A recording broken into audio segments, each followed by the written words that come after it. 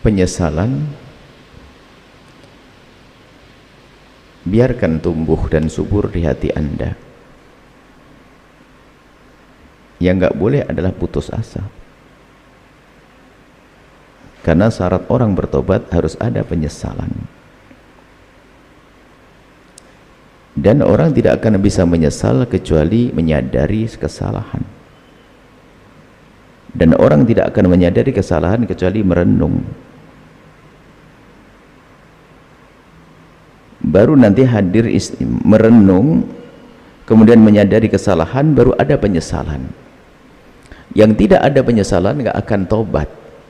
Sehingga syarat tobat adalah an-nadam wan nadamah. Penyesalan itu syarat mutlak, tidak akan disebut sebagai tobat kecuali ada penyesalan. Sehingga menyuburkan penyesalan itu penting, dan penyesalan itu yang serius, yang benar, tidak menjadikan orang putus asa. Namanya menyesal. Putus asa bukan menyesal, dia kebodohan, seolah-olah nggak kenal Allah yang maha pengampun. Maka sebesar apapun dosa seorang hamba, yakinlah bahwa Allah maha pengampun. Menyesali dosa, terus menyesali dosa, dan dibesarkan penyesalannya, kemudian menghadaplah kepada Allah dengan penyesalan, akan diterima oleh Allah. Biarkan penyesalan di hati Anda subur. Anda merasa belum berbakti pada orang tua. Agar apa? Agar Anda terus bersemangat untuk berbakti. Lalu bagaimana cara berbakti? Oh, ada. Kan jalan menuju Allah kan banyak. Selagi nyawa masih ada di kandung badan ini, kesempatan untuk tobat itu masih ada. Selagi matahari belum terbit dari barat, selagi nyawa belum sampai ke tenggorokan, kita masih ada kesempatan untuk bertobat. Kalau sudah nyawa di tenggorokan nggak ada tobat, karena sudah ditampakkan surga atau neraka, atau matahari terbit dari barat, nggak ada lagi tobat. Hari ini masih normal, Anda sehat, seger buger, tobat. Termasuk dosa kepada orang tua masih ada. Orang tua telah meninggal dunia, bagaimana? Nah ini, dan ini nggak akan bisa tobat dengan sesungguhnya kecuali tadi orang nyesel. Ada paling tidak lakukan 3 hal. 3 hal. Tapi nyesel dulu, kalau tidak nyesel nggak ada gunanya. Seseli. Ibunda, ayahanda, mungkin kita kurang perhatian waktu hidup beliau. Anda hadirkan renungan yang dalam. Aku masih kalah dengan abangku, aku masih dengan adikku, aku masih kalah. Aku pernah ngangkat suara, aku pernah bentak, aku pernah ini. Terus hadirkan penyesalan yang dalam. Nggak akan ada tobat kecuali ada penyesalan. Bohong. Setelah itu Anda adukan kepada Allah, memohon kepada Allah. Tapi ada cara. Kalau masalah penyesalan belum berbakti, ya istighfar tentu. Akan tapi ya bektilah. Katanya kamu menyesalmu karena belum berbakti kepada ibuku. Aku masih banyak salah pada ibu. Ya baik-baik dong sama ibumu. Nyesalmu dengan ibumu kok. Anggap saja kalau ibumu datang lagi, kamu gimana kira-kira? Saya akan baik. Bener nih. Bener. Yakin. Kalau ini, ya. Gampang ngomong. Kenapa? Ibunya sudah wafat, nggak akan bangun lagi. Oh, enak ngomong. Karena penyesalan ya serius. Kalau penyesalan serius itu seolah-olah mengharap ibunya hidup kembali. Kalau hidup akan aku muliakan. Seandainya hidup beneran, seandainya kan tidak akan hidup lagi. Makanya biasanya orang nyesel bohong. Nanti kalau seandainya ibu saya datang niscaya saya akan, ya lah, bohong. Penyesalan itu akan menjadikan orang berbuat sesuatu yang luar biasa. Di antaranya ini, dari dasar penyesalan, kalau ingin berbakti kepada orang tua, guru, suami, istri yang mungkin kita selama ini telah banyak salah kepadanya, keburu wafat, yang pertama adalah jangan berdoa kecuali beliau Anda bawa dalam doa Anda. Doa tok ini saja kadang-kadang kita sering lupa loh ya. Kita sering lupa mendoakan orang tua, padahal kita doa minta rezeki banyak. Yang jomblo pengen nikah, itu tok, zaujatan jamilatan, panjang lebar. Ibunya lupa. Yang pengen banyak rezeki, wah semoga rezeki yang banyak ini, wajah zikirnya banyak, nyinta ijazah sana sini, ibunya nggak didoakan. Bohong dia yang aku menyesal. Tapi kalau ada penyesalan nggak usah diajari, pasti doain otomatis. berdoa untuk ibunda ayahanda, dan doa untuk orang tua sederhana, ya Allah ampuni dan berikan kasih sayangmu. Sering. Kalau sudah diampuni dosanya akan diangkat, diberikan kasih sayang, segala keindahan. Pertama berdoa. Yang kedua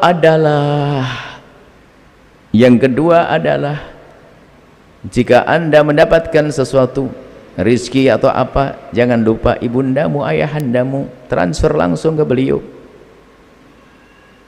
Seandainya beliau hidup kemudian dia memerlukan bantuan, kira-kira dibantu atau tidak? Dibantu. Kalau Anda punya gaji 2 juta, kira-kira ibumu bangun minta, nak beri aku uang, dikasih berapa? Semuanya? Alah, gampang ngomong semuanya, karena tahu ibunya sudah wafat. Saya ingin yang real, yang serius, yang pasti Anda berani mengeluarkannya, serius. Penyesalan Anda yang akan menghantarkan Anda untuk berani mengeluarkan uang tersebut. Mungkin ada berkata, dari gaji 2 juta akan saya kasihkan ibu saya 200. Mungkin bagi sebagian orang kecil, oh enggak, 200 saya transfer ke ibu. Kan transfernya tidak langsung ke kubur, untuk masjid, untuk musola dan sebagainya. Bahkan mungkin kalau dia punya tanah 10 hektar, aku menyesal ibuku, ayahku, aku ingin bahagia, saya potong 2 hektar, gak ada masalah, masih ada 8 hektar kok. Mobilku 6, keluarkan 2 saja, kok susah untuk ibu saya, bapak saya akan kasih mobil saya untuk ibu saya, seperti ibu saya dulu memberikan mobil buat saya. Nah, ayo yang berani anak begitu, yang mobilnya 4 berani tidak mengeluarkan 1 mobil untuk ibunya, yang rumahnya 3 bisa tidak melepas 1 mobil, padahal ibu kita punya 2 rumah saja, dua-duanya dikasihkan anak. Serius ini, kalau merasa menyesal tadi itu enteng begitu, tapi yang jadi masalah adalah penyesalan gombal. Bohong dia, nangis depan orang, setiap ingin ibu nangis, tapi nggak ada penyesalan serius. Sehingga apa? Berbuat baik untuk ibundanya susah.